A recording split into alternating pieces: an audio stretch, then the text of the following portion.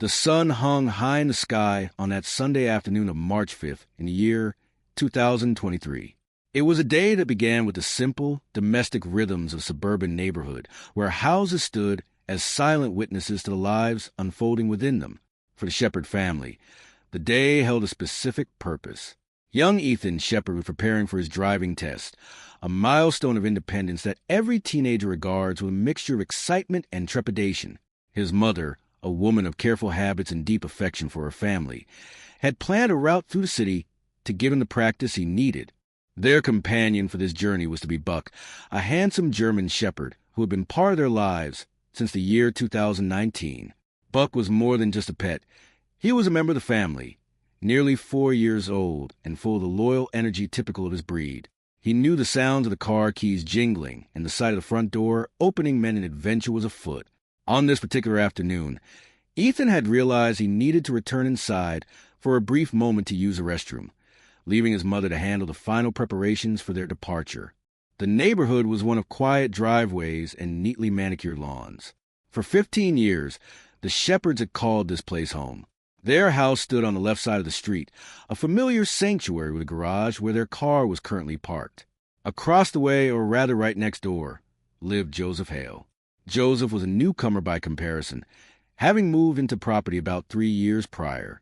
The two households lived in close proximity, their driveways separated by only a small stretch of land and a visual fence that reached no higher than a person's knees.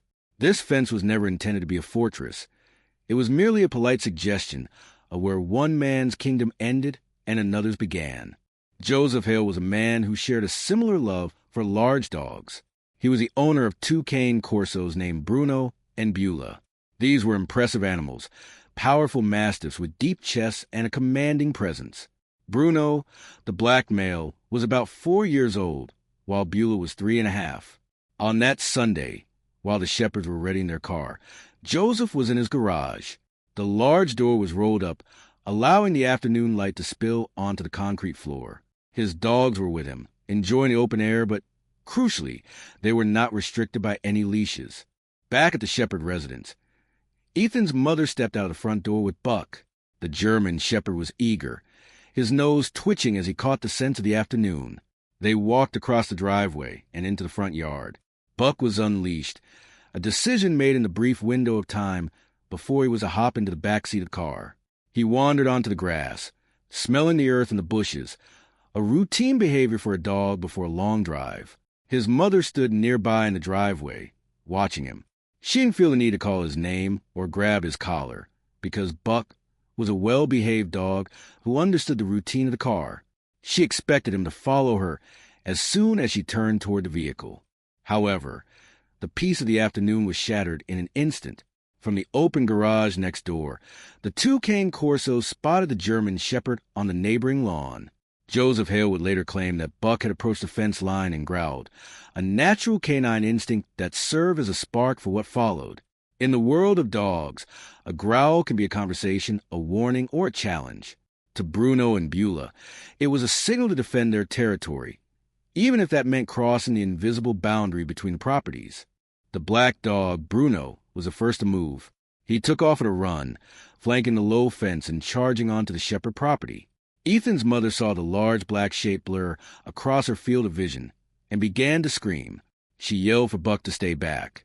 She yelled for the other dog to go home, but the momentum of the moment was unstoppable.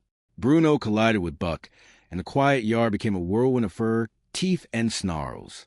The 2 dogs wrestled and chased each other, their fight carrying them toward the porch and around the parked car. Inside the house, the screams reached Ethan and his grandmother. Panic erupted within the walls of the Shepherd home. Ethan's mother, driven by an instinctive need to protect her dog, ran inside and grabbed a baseball bat that was kept near the front door for security. In her haste, she kicked off her sandals, her bare feet hitting the grass as she rushed back into the chaos. Joseph Hale had also realized the gravity of the situation. He ran from his garage, chasing after his dogs as they invaded his neighbor's yard. By the time Ethan and his grandmother emerged, the scene was one of frantic energy. Joseph was on the ground, his hands deep in the fray as he tried to pull Beulah away by her collar. The dogs were biting and the air was thick with the sounds of distress. Ethan stood there, paralyzed by the sight of his beloved Buck being overwhelmed by the two larger dogs. His mother, wielding the bat, was screaming at Bruno to go home. The black dog eventually broke away, heading back toward his own yard, but the damage was already done. The immediate aftermath was a blur of adrenaline and concern. Buck had been injured, his skin torn and his spirit shaken. The physical wounds would require the attention of a veterinary professional, resulting in bills that totaled $322.90. But the deeper wounds were emotional. For Ethan, the sight of the attack was traumatic, a memory that would linger long after the physical scars had healed.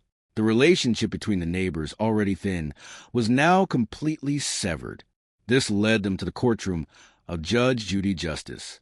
The atmosphere of the court was one of solemnity and order. Case number 3016 was called Shepard versus Hale. Ethan Shepard was suing for $10,000, a figure that included the veterinary bills and a significant amount for pain, suffering, and emotional distress. Joseph Hale had filed a counterclaim for the same amount, alleging that he had been assaulted with a baseball bat and that he had suffered bite wounds to his hands and wrists while trying to stop the fight. Judge Judy, a woman of sharp intellect and decades of experience in reading human behavior, began the proceedings by establishing the facts of the geography. She looked at photographs of the two houses, noting the proximity of the driveways and the height of the fence. She questioned Ethan's mother about the moments leading up to the fight. The judge, being a dog owner herself, was meticulous. She pushed for clarity on why Buck was unleashed and why the mother hadn't simply called him to the car. She pointed out that a 4-year-old dog should be responsive to verbal commands. When it was Joseph Hale's turn to speak, the judge was equally rigorous. Joseph admitted that he was in his garage with the doors open and his dogs unleashed. He tried to argue that the fight was precipitated by Buck growling at the fence line, but the judge was quick to point out a fundamental truth of the law and of pet ownership. It did not matter if the neighbor's dog growled from his own property. What mattered was that Joseph's dogs had left his property and entered the shepherd's yard. The judge explained that when you own large, powerful dogs like Cane Corsos, you have a heightened responsibility to keep them under control at all times. She referenced the statistics regarding certain breeds and their reputation with insurance companies. German shepherds were on the list, but Cane Corsos were also noted for their strength and the potential for damage. She spoke about the history between these two neighbors, noting that this was not the first time such an incident had occurred. Several years prior, Joseph's dogs had caused injury to Buck, and he had paid those veterinary bills out of pocket because his renter's insurance had lapsed. The courtroom became a classroom on the nature of responsibility. The judge dismissed the idea that a dog growling was a justification for a home invasion by other animals. Dogs growl, she said, that is what dogs do. But owners must ensure that their animals remain on their own land.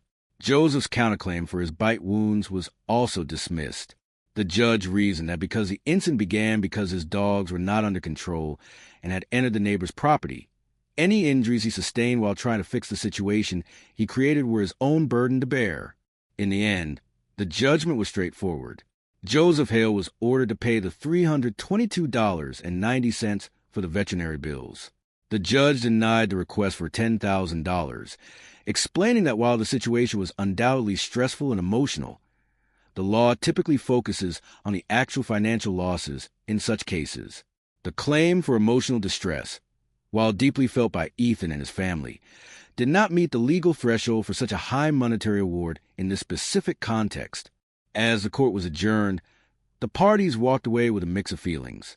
Ethan's mother felt a sense of vindication that the judge had recognized the fault of the neighbor, though she wished there had been more acknowledgement of her son's trauma. Joseph Hale expressed a desire to move past the incident and return to a state of being neighbors, albeit with new understanding of the leashing requirements. The lesson of the day was one of stewardship. To own a dog, especially a large and powerful one, is to accept a contract with the community. It is a commitment to vigilance, to fences that hold and to leashes that guide. The Shepherds and Hales would continue to live side by side, but the invisible lines between their homes were now drawn more clearly in their minds. The story of that Sunday afternoon served as a reminder that peace in a neighborhood is built on the foundation of individual responsibility and the simple, essential act of keeping one's own house and one's own dogs in order. The world went on. The sun continued its path across the sky, and the houses on that street remained. But within them, there was a little more wisdom, a little more caution, and a lingering hope that the next Sunday afternoon would be defined by nothing more than the quiet hum of a lawnmower or the gentle sound of a car driving away for a lesson on the open road. It was a journey toward understanding that sometimes the hardest lessons are the ones learned right in your own front yard, under the watchful eyes of those who call you neighbor.